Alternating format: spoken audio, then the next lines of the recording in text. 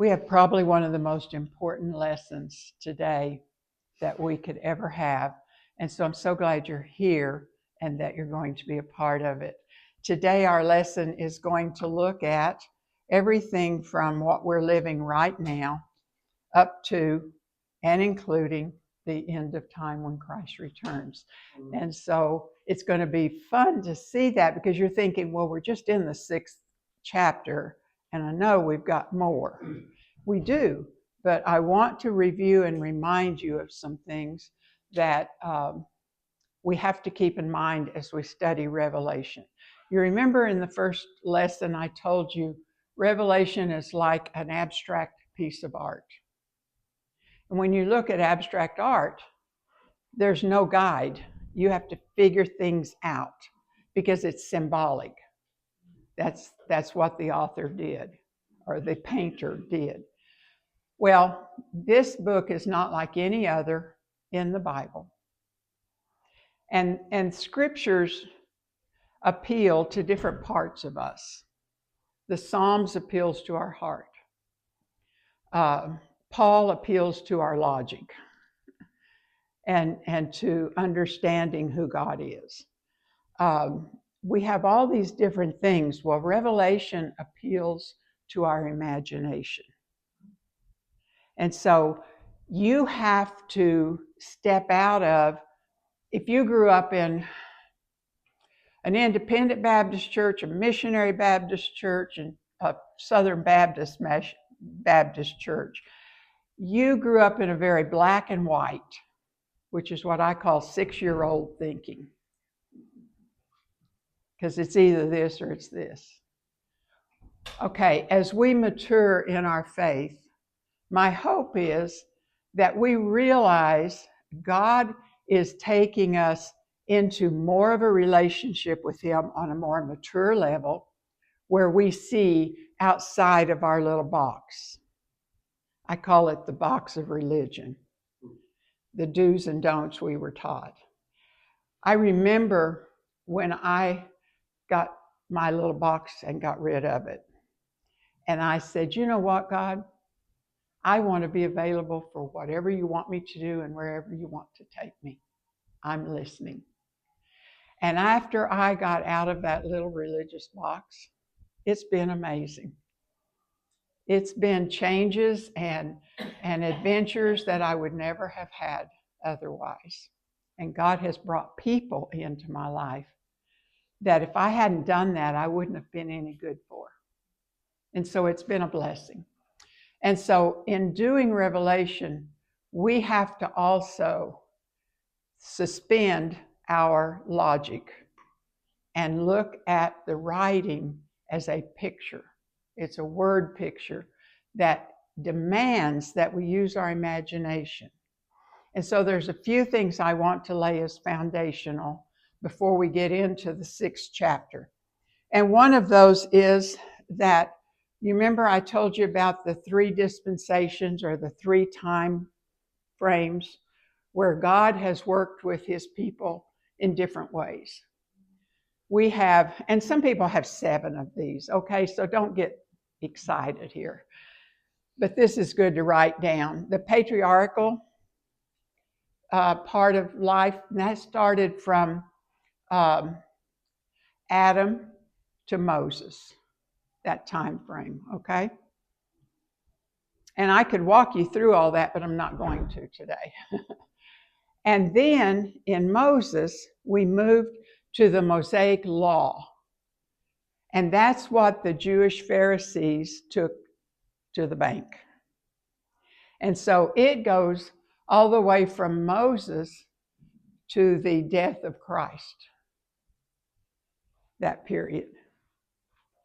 And then we are now in what we who are said to be all millennialists, we are in the millennial, the last millennial before Christ returns. We're living in the age of grace and mercy because we are the last hope for those who might come to the Lord. Because when Christ returns, He's returning as the judge and the deity that he truly is. And the door closes on the opportunity for salvation. So do you see, I want us to grasp how necessary we are, how important we are to God in this time we're living. We have the highest responsibility that we could ever have as a church, to individually and collectively share the truth of Jesus Christ. So, as we look at those four as foundation for what we're going to look at today, I want us to understand and remember again the theme of Revelation. Do you remember? It's that Christ is victorious. He has victory today, and he will be victorious when he returns. And his returning is to punish and get the vengeance that we're going to talk about in our passage today, that the martyrs want to know when he's going to come and get vengeance on what has happened to them. And so as we look at that, I want us to think about these things. We've looked in chapter 1 at who Christ is as the King on the throne. It's the most majestic description that anyone could ever have. We also saw in chapter 1 that it says you're to read this to the church, and everyone who reads it is able to understand it, and everyone who understands it should then be sharing it. So we saw all that in chapter 1. Chapters 2 talks about Christ and who he is and how he's going to send these letters to the churches. And he sends the 7 letters to the churches. But all those letters are just pieces of who we are as the church of God. They tell us what God likes and what God doesn't like. They tell us that he is constantly refining his people to sanctify us into the people he wants us to be. And so that was his purpose in those letters. And those letters were written by Christ himself. So we should pay attention to them, right? And now we've moved from that to the 4th and 5th chapters that we looked at. And we saw what it looks like in heaven. Do you remember? It was beautiful. And we see that God is on the throne in the middle. We have the 4 living creatures who represent all the parts of creation. We have the 25 elders who represent all of Christian salvation, people in the Old Testament, people in the New Testament. It brings it all together, that God doesn't see us separately. He sees us as the church. Because you had to come to him by faith even in the Old Testament. So that's how that ties together. And then outside of those, we saw all the angels. And then we saw outside those even more angels. And they're all doing one thing: praising and singing to God on the throne. And then in the 5th chapter, we looked at, as John sees a lamb as if it were slain. And it's right up there by God. And then we see a scroll in the right hand of God. And what do the people say? What do the angels say?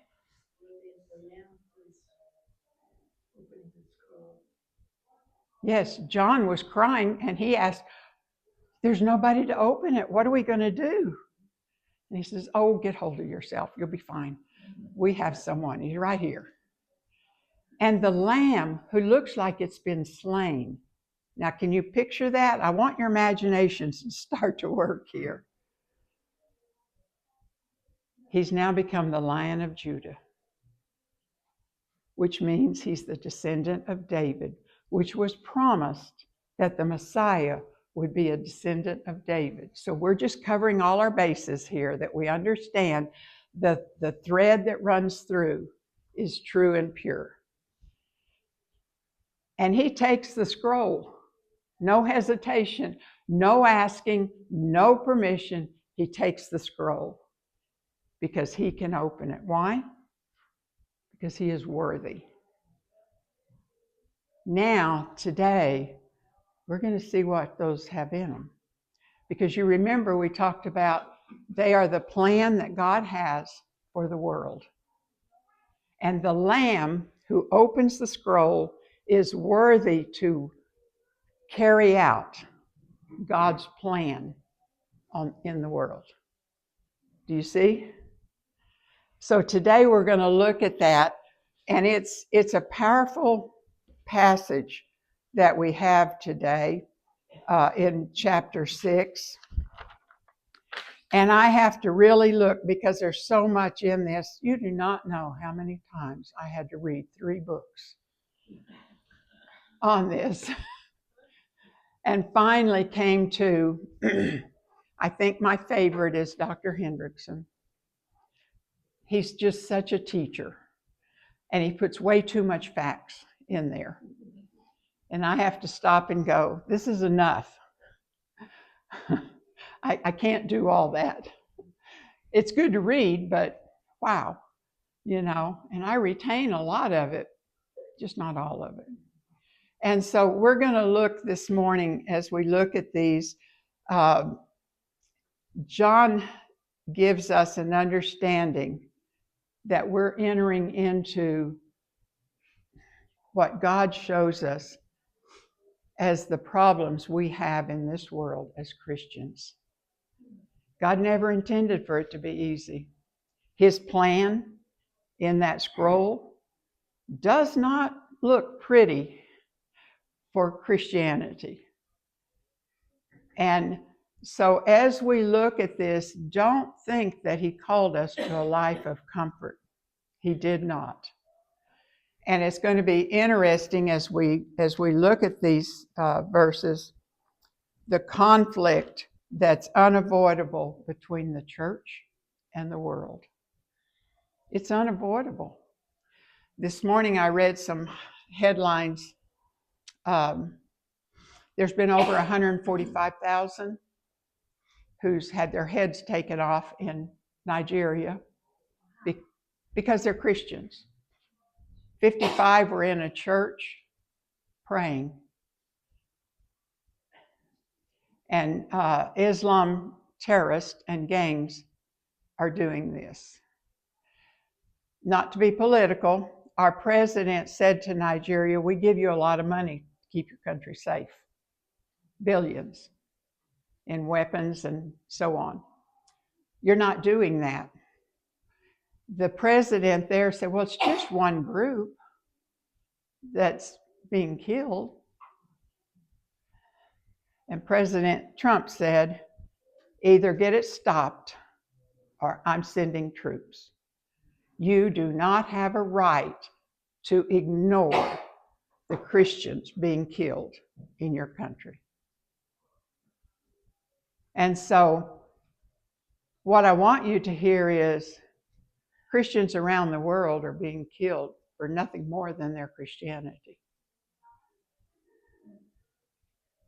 People here are not getting hired. I saw where a university would not hire some of their own graduates for no other reason than they're Christians. So we do have persecution here. It's just mild, we would say, to places like Nigeria. So I want you to know as we open this chapter that God did not promise us a rose garden. Unless it's full of thorns, I'm not sure. So as we look, let's go ahead and start with chapter 6, 1 and 2, which is the first seal, and we'll talk about that. Would you read those?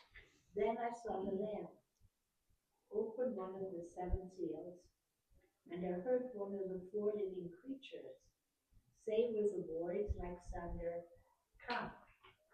I looked, and there was a white horse. The horseman on it had a bow. A crown was given to him, and he went out as the victor to conquer. All right. Who do we believe this first horse is and rider? Christ? What makes you move in that direction, that it's Christ? What characteristics do you see? And what do we know about white?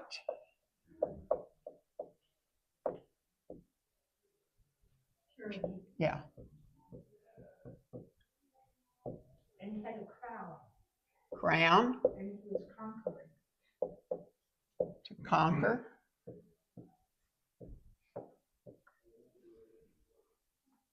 A bow, which means he's going out to fight, right? Was there anything else you saw? A strong voice. Strong voice. That's one at the back. What you have to picture is we've got a voice over here behind the curtain telling the actors to come forward. So each time a horse comes forward, you'll hear one of the living creatures say, "Come on." And so John is here watching this scene, this play out. And so he sees as each horse and rider go by. You've seen things like that in plays, haven't you? And so the voice is offset. It's one of the living creatures telling us what's going on. And so as we look at this, the things that is important to us is the Lamb is both opening the scroll and he is the one leading this four horses that the other three horses that we're going to be introduced to. So he's the leader, the conqueror, who's going to conquer. And there are several scriptures that identify this with Christ. So let me get over here. Matthew 10:34, I think, is one.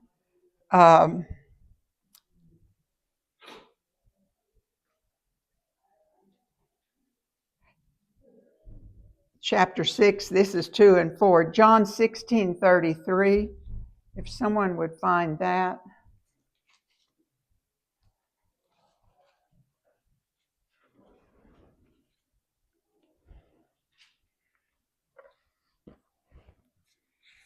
What did you say, 1633? I believe so, yeah.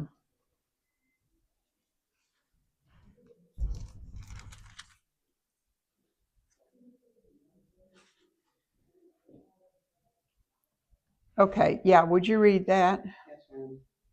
I have told you all this so that you may have peace in me here on earth, and you will have many trials and sorrows, but take heart because I have overcome the world. Yeah, and in mine it says, my conquest or conquering is accomplished and my victory is abiding. So that's what that one tells us. And there's others. I think Dr. Hendricks put John 16, and then there were several others that he gave us also.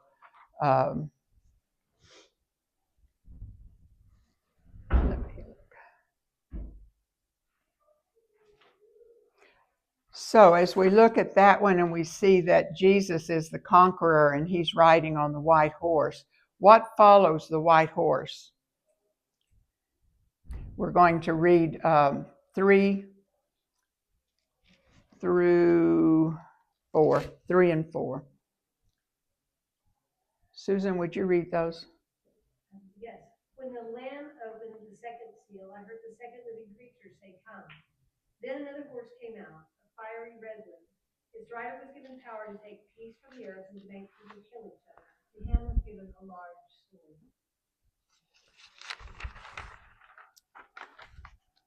What do you think about that one? Could it be death and blood? Yes, it's death, And it's not by war. This one is the sacrifice or the death of Christian martyrs. So it is not like you're going out to war and you're being killed in battle.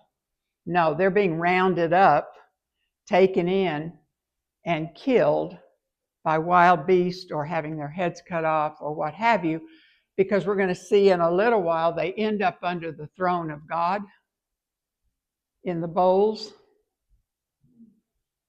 And it's indicative of the blood of the saints, because that's where our soul is in the blood. And so that's where the souls are crying out to God. Why is this happening? Why haven't you gotten vengeance for us? And so as we look at the red horse, it is one that leads us to understand that it's a time of death by persecution. And wouldn't the first century church understand that? Wasn't that what was happening to them? And so they're hearing it's not over. Some of you are going to experience this too, just like your brothers and sisters have. And when the complete number has happened, then I'm coming. So there's still people dying today as martyrs for their faith. We may never have to die like that, but I would encourage us to at least allow our imaginations to think what that might be like.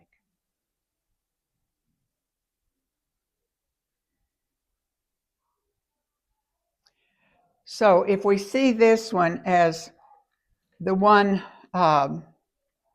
of sacrifice and slaughter of Christians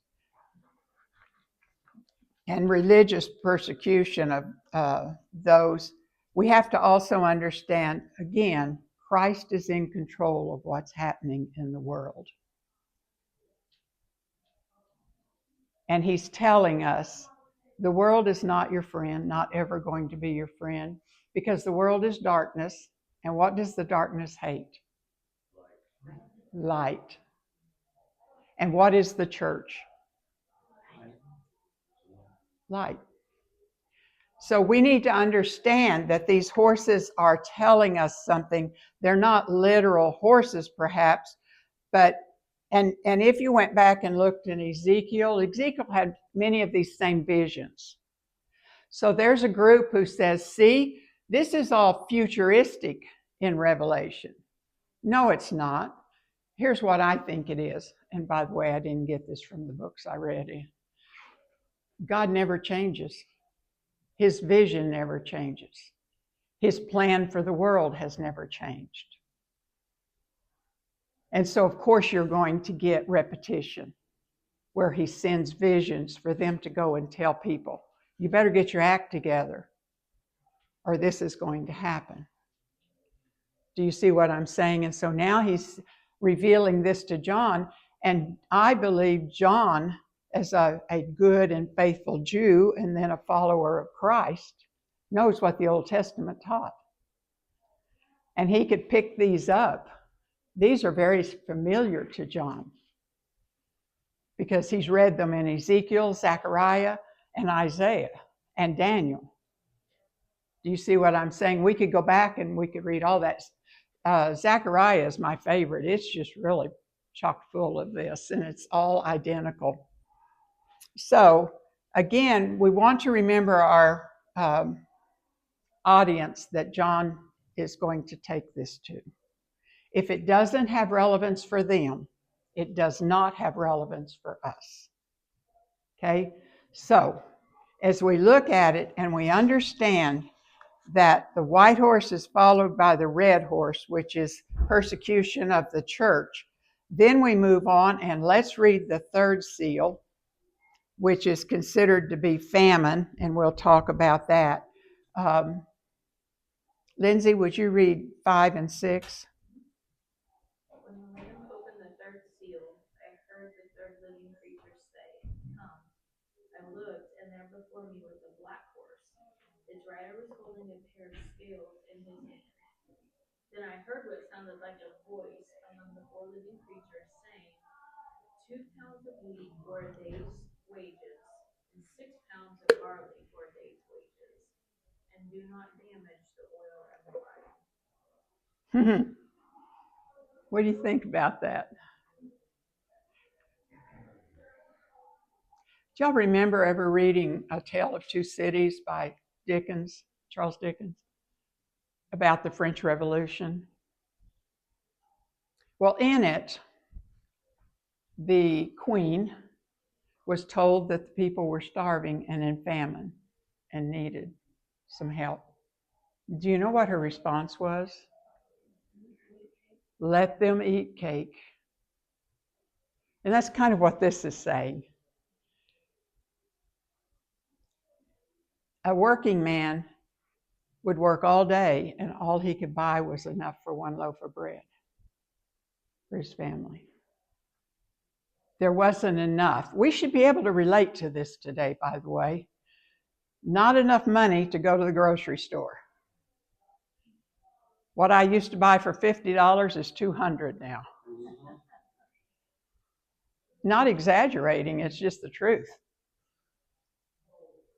There are people who cannot afford groceries, even though they're working very hard. Does that make sense? And that's what's happening here. But don't touch the wine or the oil. Now, who would that be for? The wealthy and the rich.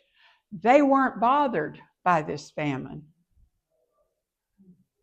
They didn't do what Egypt did when Joseph told them about the 7 years of famine coming. They stored up and then they gave out. They were more generous than what we're hearing the world is today, or was back in the first century. Rome was not quite that way. They didn't care. And they certainly didn't care that the lowest and the poorest were the Christians. It didn't matter. So we have a time of famine, and this is more persecution for the church, but it's a persecution that really is not because of the world, it's because we live in the world. And whatever is happening in our economics, we're going to be affected by it. And so there were other poor people, not just Christians. And today, there are people just barely getting by or not getting by and having to sacrifice somewhere else to buy groceries, both Christian and non-Christian. It's a part of being in the world and being in the economy we're in, right? So I don't want you to see this as something that's happening to the Christians. It is, but it's happening all over. They're just caught up in it. The nice thing about Christians is it didn't matter if one of them had food, they'd put it all together and help each other.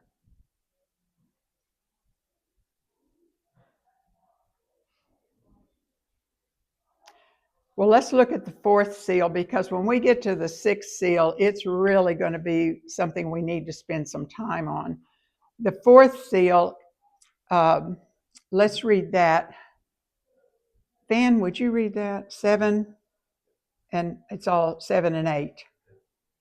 When the Lamb opened the fourth seal, I heard the voice of the fourth living creature say, "Come." I looked, and there before me was a pale horse. Its rider was named Death, and Hades was following close behind. They were given the power over a fourth of the earth to kill by sword, famine, plague, and by the wild beasts of the earth. Wow. Thank goodness it was just a fourth of the earth, huh?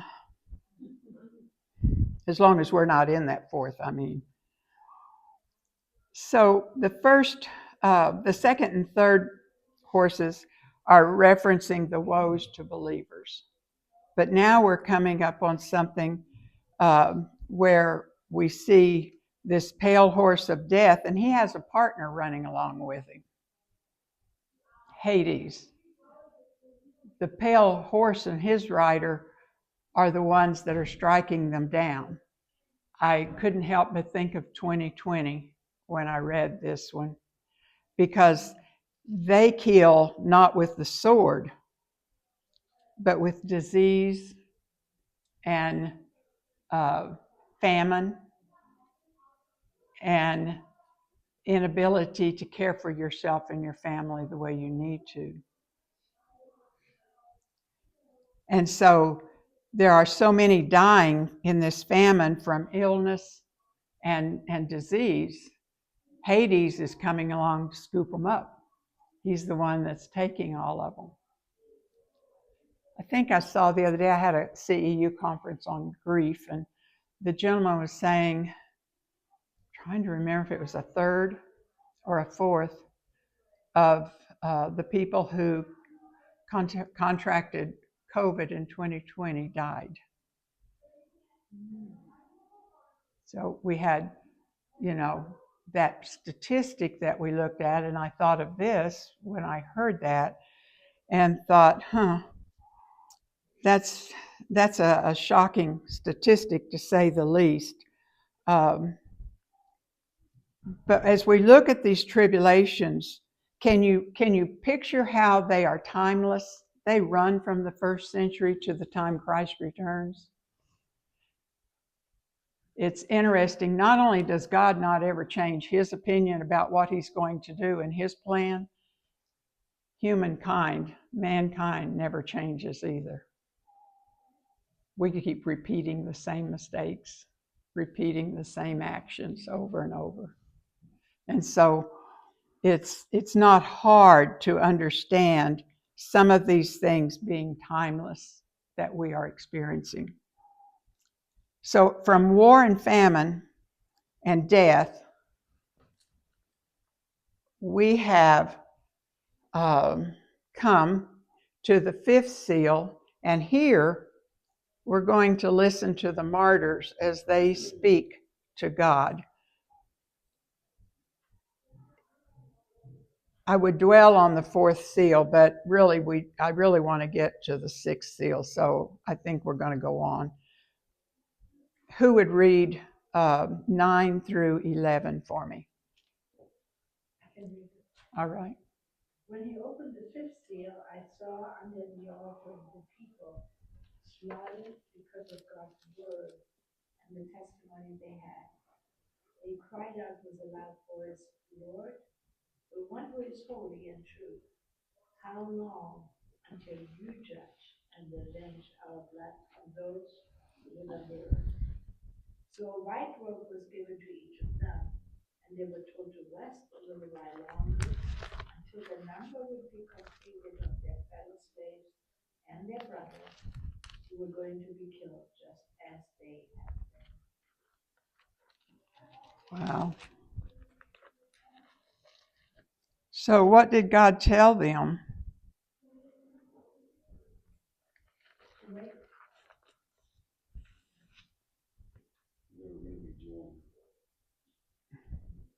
What do we hear in, I think it's John 10. Yeah, that's where it is. Let me find it.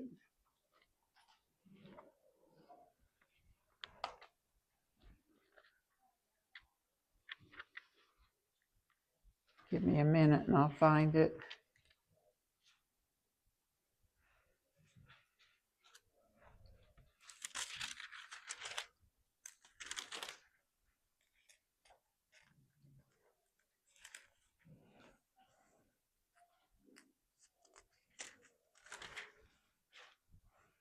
No, it's not in John 10.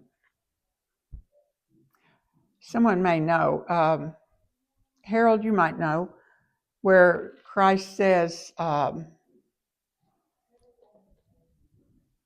that vengeance is mine, says the Lord. It's in Deuteronomy, and then it's in, I know, Matthew. Can you help me with That would be in like Sermon on the Mount. Would that be Matthew 25? It's mine, says the Lord. But let me find it for you. Okay, thank you. That would be good. It's Deuteronomy 32:35. but it's also repeated by Christ in the Gospels. Hebrews 10:30. Mm-mm. Romans 12:19. It's Romans 12:19, yes. Beloved, never avenge yourselves, but leave it to the wrath of God. It is written, vengeance is mine, I will repay, says the Lord. So why do you think the martyrs would have asked Christ, when are you going to do this? Because it's truly his to do, isn't it? How do we reconcile that with love your enemy, do good to those who harm you?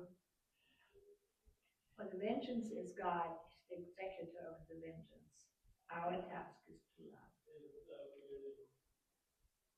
Absolutely. That's a hard pill to swallow. Because these who are crying out to God, they're going, okay, we clung to our faith that Jesus Christ is the Messiah to the very end, to death.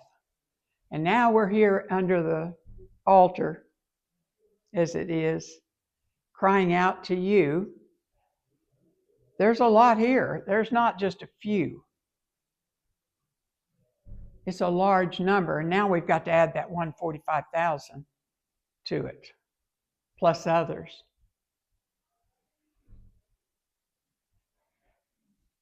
And God says, well, just wait. I've got more that's got to die. That's not encouraging. I mean, really, come on. More? Why? Because that's how much the world hates Christianity. It's interesting though, I find that in the case of Nigeria, Muslims are also killed. So they seem to be after the people of faith. They have gangs there that go after individuals. These are Muslims that are killing the Christians. They're gangs.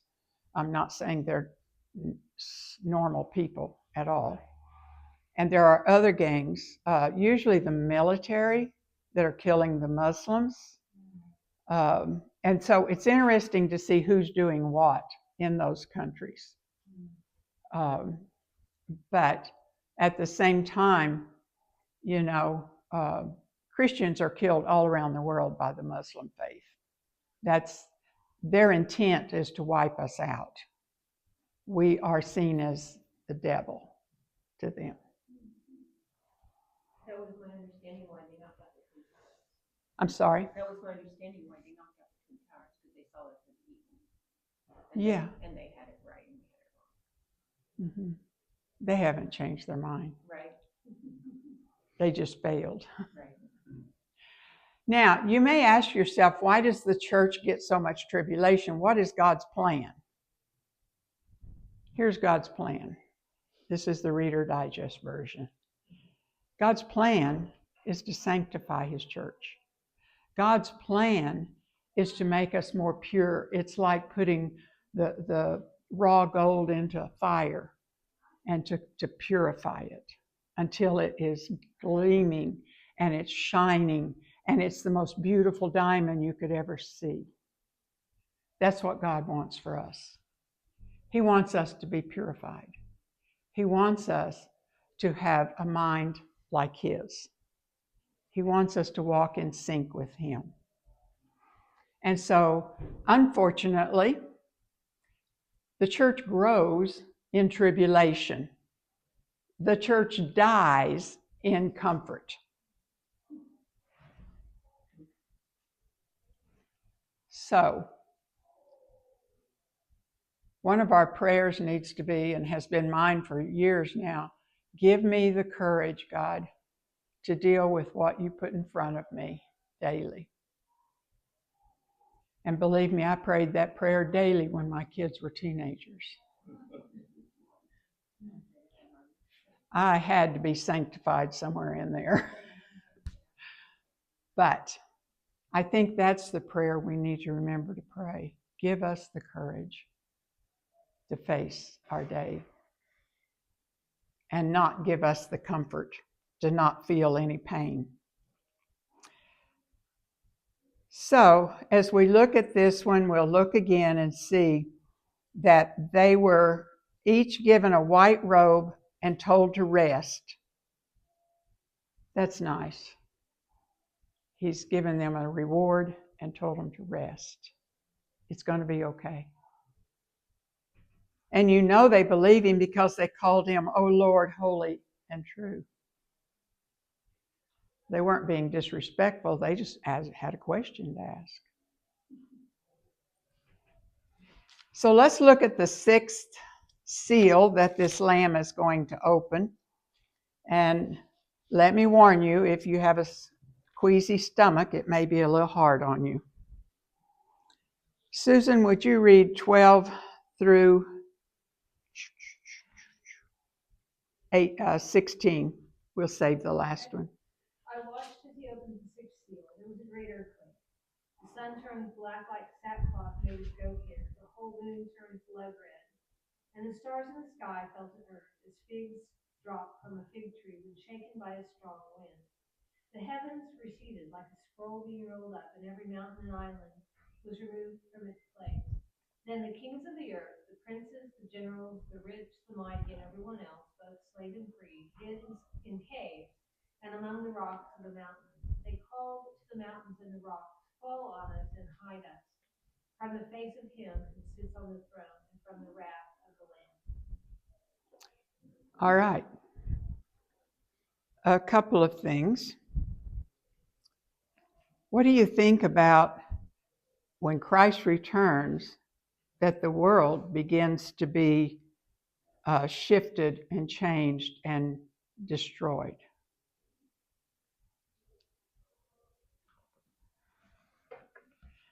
Tom prayed for me to have insight into this lesson. I guess it was Friday. And we were talking, and I said, "I just wanted you to know I appreciate your prayers because, boy, did God tell me something today." Here's what God told me. He said, "I created the world for mankind. I don't need it anymore because the elect, those of my people, are here with me in heaven. And the world has no value because I'm going to create a new heaven and a new earth." Isn't that amazing? Amen. And so when you look at this and you think, oh my gosh, no more islands to go to for vacation? No more mountains to climb? I'm sorry, Susan.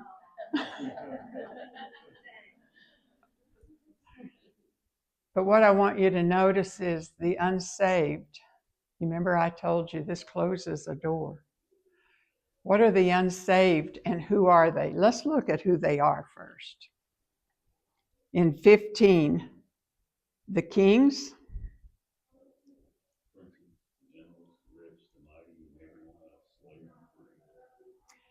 Dr. Hendrickson said the political greats, the military commanders, the wealthy, those who had influence in the economic world, the strong, the ones who managed everything.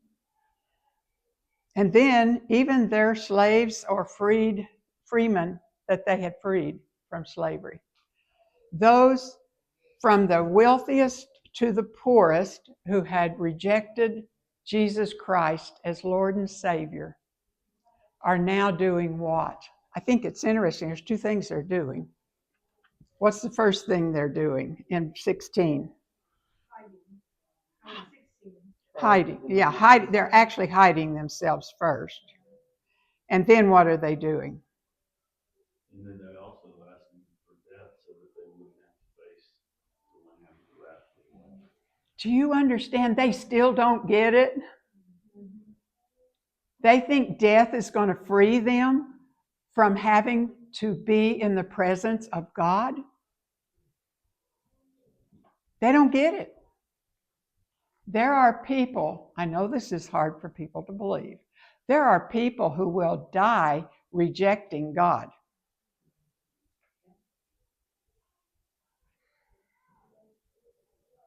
It's shocking, isn't it, when you get that close to death and you're still willing to reject God. But there are people who will do that.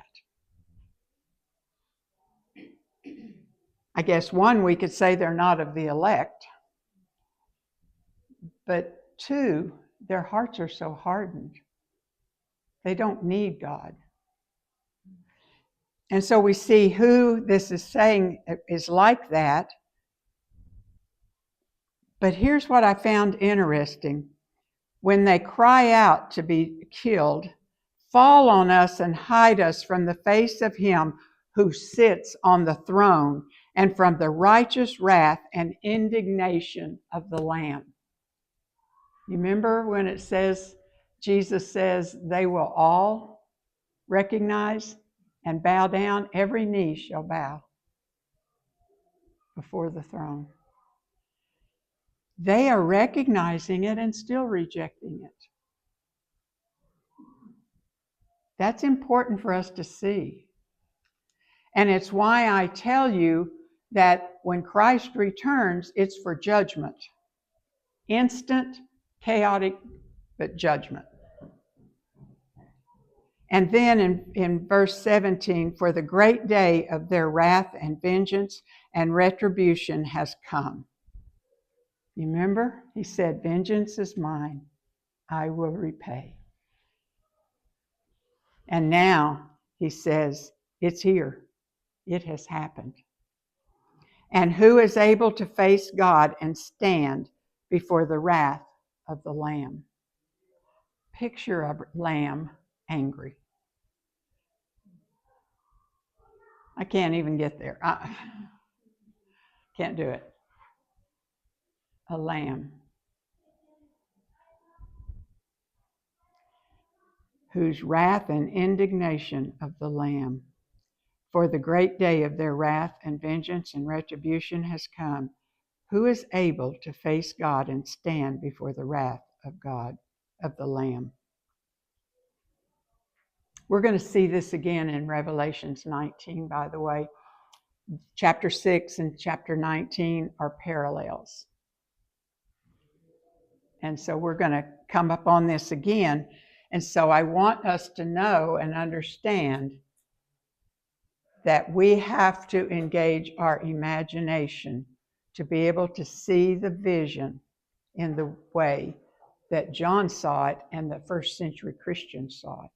They knew exactly what he was talking about. It was all very, very common to them, and they understood it. Both the Christian Jews that were in the church and the Christian Gentiles. And so we can understand it today as we walk through it. I hope this has helped you to understand this chapter, and we're going to keep going.